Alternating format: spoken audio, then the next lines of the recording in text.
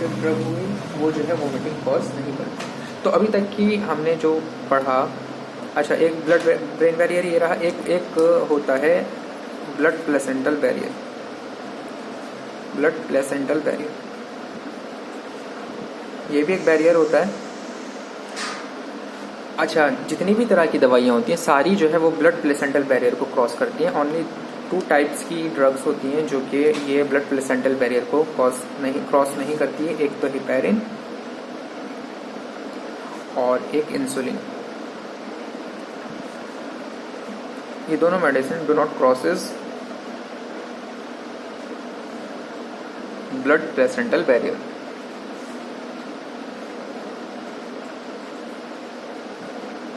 Okay, तो ये जो है क्रॉसेस नहीं करती हेपेरिन और इंसुलिन। हमने अभी तक के जो डिस्ट्रीब्यूशन पढ़ा, तो हम एक कह सकते हैं कि डिस्ट्रीब्यूशन जो भी हुआ है, जो भी डिस्ट्रीब्यूशन अभी तक के हुआ है, वो मेनली 3 फैक्टर के ऊपर जो है वो डिपेंड करता है डिस्ट्रीब्यूशन। ओके, तो डिस्ट्रीब्यूशन जो है उसने किस किस चीज़ के ऊपर डिपेंड किया है। सबसे पहली चीज़ लिपिड सॉल्युबिलिटी। अगर लिपिड सॉल्युबल होगा तो वो आराम से जो है उसका डिस्ट्रीब्यूशन हो जाएगा। ठीक है, जितना ज़्यादा लिपिड सॉल्युबल उतनी ज़्यादा जो है उसका डिस्ट्रीब्यूशन। दूसरा है plasma protein binding. Plasma protein binding, जिस ड्रग का जितना ज़्यादा प्लाज्मा प्रोटीन बाइंडिंग होगा उसका डिस्ट्रीब्यूशन उतना ही कम होगा। ओके, और तीसरा जो है वो बैरियर। अगर जो मेडिसिन जितना मतलब बैरियर को क्रॉस कर पाएगी उतना ही उसका जो है वो डिस्ट्रीब्यूशन हो पाएगा। ओके, तो अगर उसने जो बैरियर है उसको क्रॉस कर लिया है तो उसका डिस्ट्रीब्यूशन हो जाएगा, और अगर उसने क्रॉस नहीं किया है तो उसने जो है डिस्ट्रीब्यूशन उसका नहीं हो पाएगा। तो लिपिड सॉल्युबिलिटी अगर ज़्यादा होगी तो डिस्ट्रीब्यूशन उसका ज़्यादा होगा। प्लाज्मा प्रोटीन बाइंडिंग अगर किसी ड्रग का ज़्यादा है तो उसका डिस्ट्रीब्यूशन उतना कम होगा। अगर बैरियर है, बैरियर को अगर इजीली क्रॉस कर लिया है, तो अगर क्रॉस कर लिया है तो उसका डिस्ट्रीब्यूशन ज़्यादा है, और अगर क्रॉस नहीं करा है तो उसका डिस्ट्रीब्यूशन जो है वो कम होगा। ओके, अब बात करते हैं वॉल्यूम ऑफ डिस्ट्रीब्यूशन को हम किस तरह से कैलकुलेट कर सकते हैं। ओके, तो वॉल्यूम ऑफ डिस्ट्रीब्यूशन को कैलकुलेट किस तरह से कर सकते हैं और इसकी ज़रूरत क्यों पड़ती है जो है वो उसके लिए निकालने के लिए, फाइंड आउट करने के लिए वॉल्यूम ऑफ डिस्ट्रीब्यूशन। इसको वीडी से हम जो है डिनोट करते हैं। तो जनरली पहले देखें कि वॉल्यूम ऑफ डिस्ट्रीब्यूशन को हम किस तरह से निकाल सकते हैं। तो वॉल्यूम ऑफ डिस्ट्रीब्यूशन को निकालने के लिए हम क्या करते हैं कि जो ड्रग का अमाउंट गिवन बाय इंट्रावेनस से जो हम दवाई जो है वो बॉडी के अंदर पहुंचा रहे हैं उसको हम किससे डिवाइड कर देते हैं, जो प्लाज्मा कंसंट्रेशन है उससे अगर हम डिवाइड कर दें तो वो जो है वॉल्यूम ऑफ डिस्ट्रीब्यूशन निकल जाता है। एक एग्जांपल के तौर पर समझेंगे हम, और इसको हम एक बॉडी सिस्टम समझेंगे। ये 3 अलग अलग बॉडी सिस्टम है बीकर के अंदर। ठीक है, और इस बीकर के अंदर हमने जनरली क्या है 5 लीटर जो है वो हमने कोई लिक्विड ले रखा है, या हम कह सकते हैं कि जो प्लाज्मा है वो बॉडी के अंदर 5 लीटर है। इन तीनों बीकर के अंदर जो है 5 लीटर जो है वो लिक्विड है, और 5 लीटर के आसपास ही वो क्या है प्लाज्मा। इसके अंदर हमने 100 मॉलिक्यूल जो है हमने जो है इसके अंदर, या 100 मिलीग्राम हमने ड्रग्स को डाला तीनों के अंदर, और इसमें भी 100 मिलीग्राम। हम बारी बारी से पढ़ेंगे। अगर हम इसकी बात करें तो इसके अंदर फॉर एग्जांपल 100 के 100 जो है आकर मिक्सअप हो गए, और जब 100 के 100 आकर मिक्सअप हो गए तो इसकी प्लाज्मा कंसंट्रेशन बनी, जितने मॉलिक्यूल हमने डाले थे और जितने मतलब जो उसका वॉल्यूम था 5 था, तो ये हो जाएगा 20, तो ये हो जाएगा 20 लीटर। इसके अंदर क्या हुआ, इस कंडीशन के अंदर ये हुआ कि हमने 100 डाले थे, और हम सपोज करते हैं कि इसके अंदर कुछ ऐसे ऑर्गन हैं या कुछ ऐसी चीज़ें हैं जिन्होंने क्या करा, जिन्होंने ओवरऑल मिला के 50 मॉलिक्यूल जो है उसने जज्ब कर लिए, एब्जॉर्ब कर लिए, और 50 मॉलिक्यूल उसने जो है मतलब ऐसे ही छोड़ दिए। तो इसके अंदर कितना होगा, जो एब्जॉर्ब कर लिए वो और जो बाकी रहा, तो जो बाकी रहा वो 50 रहा, और जो कितने में से था टोटल वो 5 में से था। तो इसकी जो कंसंट्रेशन आ जाएगी, इसकी आ जाएगी प्लाज्मा कंसंट्रेशन 10 मिलीग्राम पर डेसीलीटर। इस कंडीशन के अंदर क्या हुआ, इस कंडीशन के अंदर ये हुआ कि इसके अंदर फॉर एग्जांपल इसमें भी इसी तरह की कुछ ऐसी चीज़ें थी जिन्होंने जो है उस ड्रग के मॉलिक्यूल्स को जो है उसने एब्जॉर्ब कर लिया। तो फॉर एग्जांपल इसमें उसने 90 मॉलिक्यूल को एब्जॉर्ब कर दिया, तो जो रिमेनिंग बचा वो 10 बचा और कितने लीटर में था, तो 5 था। तो इसकी जो प्लाज्मा कंसनट्रेशन हो गई वो 2 मिलीग्राम पर डेसीलीटर जो है वो प्लाज्मा कंसनट्रेशन हो गई।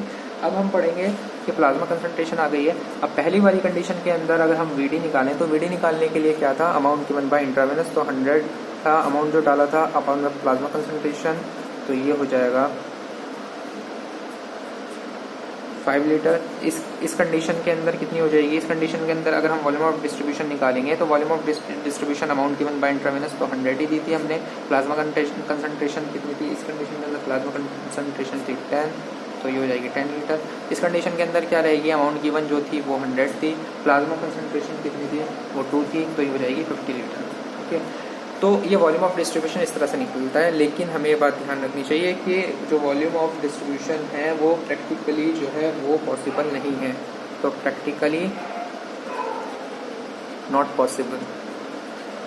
लेकिन हम इसको पढ़ते क्यों हैं, इसको हम जो है इसलिए पढ़ते हैं क्योंकि जो भी हम आगे पढ़ेंगे, लोडिंग डोज पढ़ेंगे, मेंटेनेंस डोज पढ़ेंगे, तो उसको सेटअप करने के लिए, उसको एडजस्ट करने के लिए हम इसको जो है पढ़ते हैं। अब ये लोडिंग डोज क्या चीज़ है और ये क्या कहते हैं मेंटेनेंस डोज क्या चीज़ है, तो इसको हम देखते हैं। फॉर एग्जांपल के तहत हम इसको समझते हैं। कोई पेशेंट आया जिसको जो है वो क्या है, उसको मलेरिया हो गया है और हमने उसको मेडिसिन दी है क्लोरोक्विन हमने जो है उसको मेडिसिन दी है। अच्छा, क्लोरोक्विन की अगर हम बात करें तो क्लोरोक्विन की जो ये है वॉल्यूम ऑफ डिस्ट्रीब्यूशन है बहुत ज़्यादा है, अराउंड 1300 से भी ज़्यादा इसकी जो है वो वॉल्यूम ऑफ डिस्ट्रीब्यूशन है। अब फॉर एग्जांपल जो है वो हम सब जानते हैं कि जो मलेरियल पैरासाइट होता है वो किस में रहता है, वो आरबीसी के अंदर रहता है, ठीक है। और इसका हमने उसको जो है क्लोरोक्विन दिया। फॉर एग्जांपल हमने 100 मॉलिक्यूल, इनिशियली हमने क्या करा कि 100 मॉलिक्यूल जो है वो क्लोरोक्विन दिए, 100 के 100 जो है वो क्रॉस कर गए, यानी कि उसका डिस्ट्रीब्यूशन हो गया है और आरबीसी तक के नहीं पहुंचे। हमने 200 दिए, 2 के 200 जो है पहुंच गए, यहाँ पर आरबीसी में कुछ नहीं पहुंचा। फिर हमने 300 मॉलिक्यूल्स करे, 300 के 300 जो है वो उसका डिस्ट्रीब्यूशन हुआ, आरबीसी के अंदर कुछ नहीं पहुंचा। हमने 400 दिए, 500 दिए, 600 दिए, 700 दिए, 800 दिए। लेकिन क्या हुआ कि एक पर्टिकुलर टाइम में आने के बाद में लीवर का पेट भर गया। अब इसने कहा कि भैया मैं और जो है वो मैं नहीं लूँगा, मैं और मॉलिक्यूल्स को नहीं लूँगा, और इसने जो है अराउंड 900 मॉलिक्यूल्स इसने अपने अंदर कंटेन कर लिए। अब 900 आने के बाद में, 900 मॉलिक्यूल्स के बाद में अब हमने फर्दर जो है फिर 100 दिए। तो अब जब ये तो पूरा हो गया तो अब इसका जो 100 मॉलिक्यूल्स हैं, अब ये जो है इसने जो है आरबीसी के ऊपर काम करा, इसके आरबीसी में जो पैरासाइट थे उसको ख़त्म करने का इसने काम किया। तो इनिशियली हमने क्या करा कि हम देखें कि हमने इनिशियली डोज को जो हम बढ़ा रहे थे और दूसरी कंडीशन में हमने क्या करा कि इकट्ठे जो है डायरेक्टली हमने 1000 मॉलिक्यूल हमने जो है दे दिए, और 1000 मॉलिक्यूल्स में से जो 900 थे वो तो लीवर को सेटिस्फाई करने के लिए चले गए। जो रिमेनिंग 100 मॉलिक्यूल्स थे उसने अपना जो है वो वर्क जो है वो उसने अपना शुरू कर दिया। तो कहने का मतलब ये सब कहानी बताने के पीछे जो रीज़न है वो ये है कि जो इनिशियली हम जो डोज देते हैं, यानी कि इनिशियली जो हाई डोज देते हैं हम, ठीक है, तो वो जो है जो इनिशियली हाई डोज दे रहे हैं हम जो इफेक्ट को स्टार्ट करने के लिए, तो वो कहलाता है लोडिंग डोज। तो लोडिंग डोज का मतलब ये होता है, इसको एलडी से डिनोट करते हैं। तो लोडिंग डोज जनरली क्या होता है कि इनिशियल हाई डोज है जो कि हम गिवन कर रहे हैं, initial high dose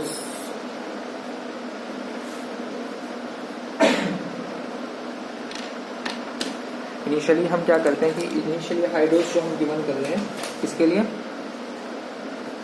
for the gaining of effect of drugs. जो ड्रग्स के इफेक्ट को हम गेन करने के लिए इनिशियली हाई डोज दे रहे हैं तो वो कहलाता है लोडिंग डोज। ओके, अब उसके बाद में इस कंडीशन के अंदर क्या था, इस कंडीशन के अंदर ये हुआ था कि भाई हमने इनिशियली हाई डोज दी, हमने जो है 1000 मॉलिक्यूल्स जो हैं वो हमने दे दिए थे क्लोरोक्विन के, और 1000 में से 900 तो इधर चले गए थे, और जो 100 वाले थे इसके उसने जो है इफेक्ट करा था अपना। लेकिन क्या हुआ कि वो कुछ 5 घंटे बाद 6 घंटे बाद जो ये 100 थे ये भी जो है फिर फर्दर क्या हुआ कि इनका इफेक्ट खत्म हो गया। अब हम क्या करेंगे फर्दर, अब हम जब नेक्स्ट डोज देंगे तो उसके अंदर हम 1000 नहीं देंगे, इसके अंदर हम देंगे कितने, सिर्फ और सिर्फ 100 मॉलिक्यूल। अब ये 100 मॉलिक्यूल वापस से आकर जो है इस प्रोटीन इस आरबीसी के ऊपर आकर काम करेंगे, वो लीवर में नहीं जाएंगे। अब जो है सेकंड में जो हमने डोज कम करी है, तो ये जो डोज कम करी है ये कहलाएगी मेंटेनेंस डोज।